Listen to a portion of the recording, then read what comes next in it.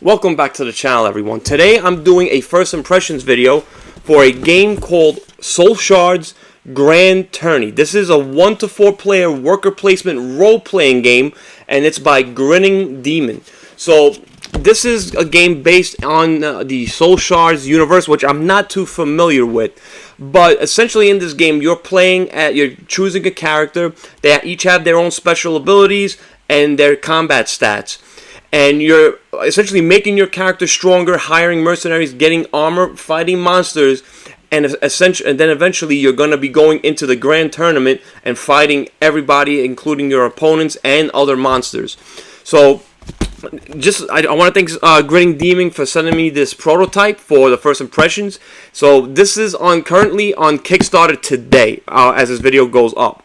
Now, mind you, this is a prototype, so nothing in this game is final. The box art isn't final, and anything you see on the board, the cards, and including the pawns, they are not final. So do not judge the artwork of this game because it is not yet done.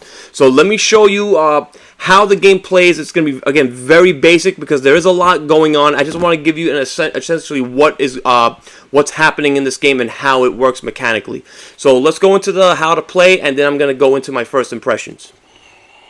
Okay, so this is how Soulshards Grand Tourney is going to be set up. Mind you, this is a prototype, so none of this is final. This is what the main board is going to look like. You have all these different areas where your characters can go. This is going to be the player board. And over here, you're going to have your health. You're going to have your fame, which is needed to get mercenaries that you will place down here. Over here, you're going to have your souls or your money. And this is going to be your different tiers. So he's pretty basic. So he's going to roll 2 battle die. This is for finesse, this is for like dodging, and this is for wit. And of course, they're going to have these 2 abilities. This is a passive ability, and this is an ability that can be used during combat. Along that, you're also going to have a set of cards, which are also going to be used in combat. So what's going to happen is there's going to be 14 days. So at the end of the game, there's going to be the grand tournament, which it's going to have you fight against other players and monsters. Whoever is left at the end is going to win. So you have 14 days to prep for it. So you're going to have these 2 pawns, which are right here. And these are actually your workers. Now you can get more of your workers. So you're going to have your main character here. Excuse me, I'm just going to pick up the acrylics. So this is going to be the acrylics. And you can also get mercenaries, which you can also add to your worker side, and that can be used to be placed other places as well. So let's go over what each of them do. Now, the first one right here is going to be the city hall. So you're going to roll your wit die. So you're going to roll 2 die, as it's shown here, which is going to allow you to get the first player card. And now, if you roll a 6 or higher, up to twice, you're going to position one card in any zone. So these are all the different zones. Some cards are going to be face up. Most of them are going to be face down. So you're going to place them anywhere you want. Excuse me, you're going to take a card, flip a card, and have them face up, wherever you want. And if you roll a 12 or higher, you're also going to gain 1 fame. The second one is the quest board. So here, only your character can go here. You cannot send your pawns. And this is where you're going to gain 2 souls. You roll any skill that you have, and then for each 6 or higher, you're going to gain 1 soul. And for each 12 or higher, you're going to gain 1 more soul. So the trainer is where you're going to roll for any skill, and you have to roll 4 times the tier, and on success, you have to pay souls equal to your tier. And then on success, you're going to gain 1 of that skill tier limit, which is limited. So you will actually go up on here, right here, and you will add to your defense. This is your defense right here. So we're all starting off with 7, and then we move up as we upgrade. So the first one here is our guild hall. So this is the green guild hall, and here, by placing a pawn here, you can position 1 card up to twice. And then you got to roll the guild skill. So you're going to be rolling a lot of dice. So on 6 or higher, you can get 1 card from this zone. So I'll just show you what some of these cards do. They look like that. So this is a passive ability. So this is another one, overwhelm, and again, this goes towards that certain guild. And now the next one we have here is the yellow and the blue. Again, these are all more or less, some of them are the same, but they all, again, do different things. So that one's more for might, this is more for finesse dodging, and this is more for wit. So they each do different things. And again, for every single one you go here, you're doing the same thing. You're rolling, and you're trying to roll a 6 or higher to obtain 1. And again, if you roll a 12 or higher, you can pay 1 soul to get a second. So the next one here is going to be the armory. So this is where you could just buy all your weapons and armor and everything that you're going to be used in combat. Then number 10 right here is the inn. This is where you go to heal when you're in combat. So this is where you heal, you're back to full health, and you're going to gain 1 fame. Your mercenaries cannot heal over there though. So the last one here, of course, is the mercenary one. So this is where, in order to, you can go here to flip a card to try and gain a mercenary, but you have to have, according to your board, 3 fame to get the first, 6 to get the second, and 9 fame to get the last. Okay, and then of course we have here the arena. This is where you're gonna go to fight monsters. So I'm gonna go over that in a little bit, but once you have placed your character on the board, then your turn ends. So even if you haven't placed all your pawns, once this guy comes out, your round is over. Now once everybody's done, all the board is going to be cleared, and then you may or may not leave your pawns on there. So why would you want to leave your pawns on the board? Well, because sometimes when these monsters come out, so we have Rat Swarm here, if they are face up, so what I didn't mention, in order to bring them face up, you have to, of course, roll again, and of course, to fight them, you must gain, you're going to gain 2 souls. But you have to roll, and make sure you roll, I believe a 6 or higher to have them go face up and then to fight them. Now, if they're still up in that area at the end of the round, there's a possibility that these might escape to a certain area, and of course they will block those areas. Now, if you left your pawn in one of these areas, then you have the first opportunity to fight. Now, when you fight, this is going to be the Rat Swarm board. So as you can see right here, this is a very easy enemy to fight. The higher they are, the more difficult it is going to be. Anytime you kill an enemy, this is how much fame you're going to get for killing that enemy. And of course, to the left, you have their health, and of course their ability. So this one will roll 1 might, 2 finesse, and the 2 wit, and of course, and this is their defensive value. Now, when you're gonna fight a monster, now either you or others can be fighting at the same time, and of course, you may share fame. Now, when you're rolling, another player is gonna roll for the monster, and of course, they're gonna go by priority. Again, there's a lot going on with the combat, so I'm just going over the basics. So they're gonna first roll without showing what they had, what the enemy had. So this would actually do nothing. But let's say I rolled a 2 or a 10. This is the damage it's going to be doing. So you're going to be rolling again for this enemy. And of course, this is the priority, and your priorities are also here as well. So when you play a card, if you have a higher priority, you're going to go first. And this is going to be going back and forth. Again, I'm just giving you the basics to it. There's a lot going on with combat. Is actually a little bit complicated.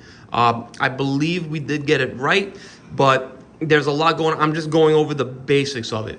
So you're going to be going back and forth. You're going to, again, roll to see which action they're going to be doing. And then, of course, they're going to roll the die that they have. So this one only will roll 1, and then it will tell you how much damage they would do for each roll. And of course, when your character would have certain armor that would negate the damage, and of course other abilities. Now in combat, certain injuries can happen to you right here. So throughout the round, this is going to go down because you're going to be suffering these injuries for as long as you have them. So here is a burn, so you're going to be suffering 1 injury each round in a combat. This would give you -1 on rolls, -6 priority, and then of course -1 damage. It makes you weaker. Again, there are certain items that help this go by quicker, but this can happen to you during combat, and of course it can also happen to your opponents as well. And this is pretty much the same when it comes to the Grand Tourney. When you are fighting your opponents at the end of the game, you're doing the same thing. You are rolling your dice, you're choosing your cards, along with going by the priority, and of course any equipment that you have equipped against. So like other shields to make you stronger, and so forth. That is essentially the game. Again, there's a lot more going on, but it's a little complicated, but I just wanted to show you the basics of this game. So let's go over and I'll give you my initial impressions on it. Okay, so like I said before, it seemed pretty. That was just a basic runaround of how the game works. There is a lot more that I didn't go into, but that is, again, the basics of the game. There's a lot of stuff going on in combat. I didn't want to go over it because, again, I am not the best rules teacher, and it was a little confusing. We did get the hang of it, but if I were to explain it, I would probably have you guys spinning in circles because you wouldn't know what I was talking about. Because but that's just me because I'm just not good at teaching games. But that is how the game works. So I'm not going to comment on the art, again, because it is unfinished, but I do like the acrylic route that they are going. I love acrylic pieces. I think it's going to look pretty good when the final product is released. So, gameplay. So, it is pretty simple. Again, the worker placement element is pretty easy. You're just adding your pawns, and of course, if you get any mercenaries, 2 different areas of the game. Again, adding the mercenaries just gives you more of opportunities to get more things in the round, because you do have 14 days to gather everything and then go into the final fight with everyone at the end. So again, it is very simple. There's a lot of dice rolling. There are ways to mitigate the dice. The combat was pretty interesting, I must say, because I like the whole priority thing.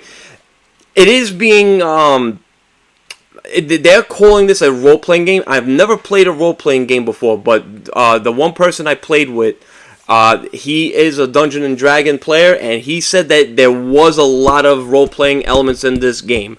Again, the dice rolling and the way you upgrade your character and everything. So there is a lot of role-playing elements. This game does feel like an RPG. Again, you're starting off.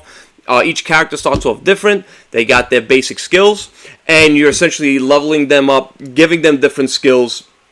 Again, you could start. Maybe you want to focus more on brawn or finesse or wit. It's entirely up to you. So it does give you that replayability that I'm seeing, because every game is going to be different because of which route you want to take with your character.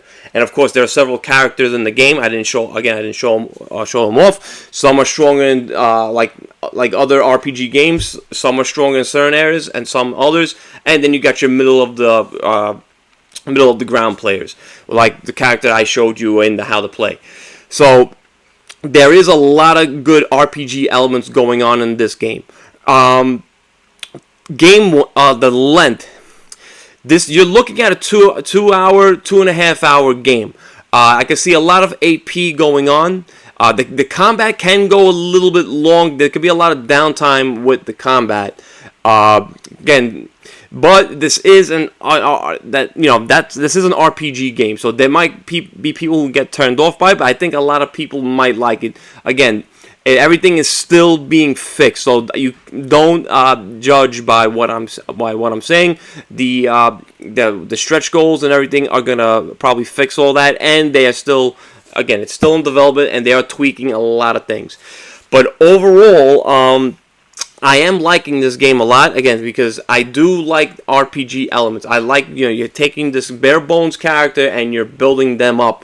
And again, you're making them stronger for that final tournament. The final tournament was interesting. We played with 3 players, so one player is fighting a monster while you're fighting somebody else. So that can go a little long again, but at the same time, the other character, your other opponent is 5, so there isn't that much downtime, because again, you're all fighting each other at the same time. And again, whoever is left standing at the end wins. So I do like where this game is going. I do think with the tweaks that they have talked about, this can be a really fantastic game.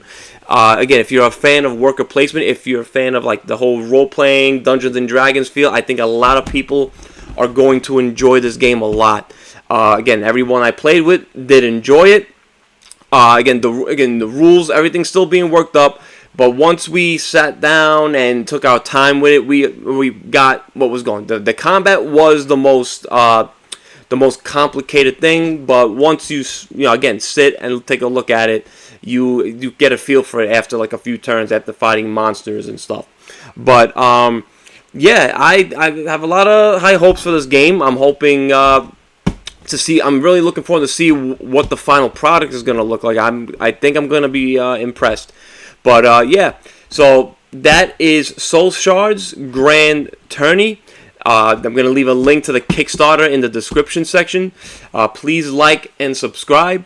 Help this little channel grow. Again, I want to thank Grinning Demon for sending me this prototype and giving me the opportunity to do coverage for them. And yeah, so that's going to do it for today, guys. I hope you enjoyed this video.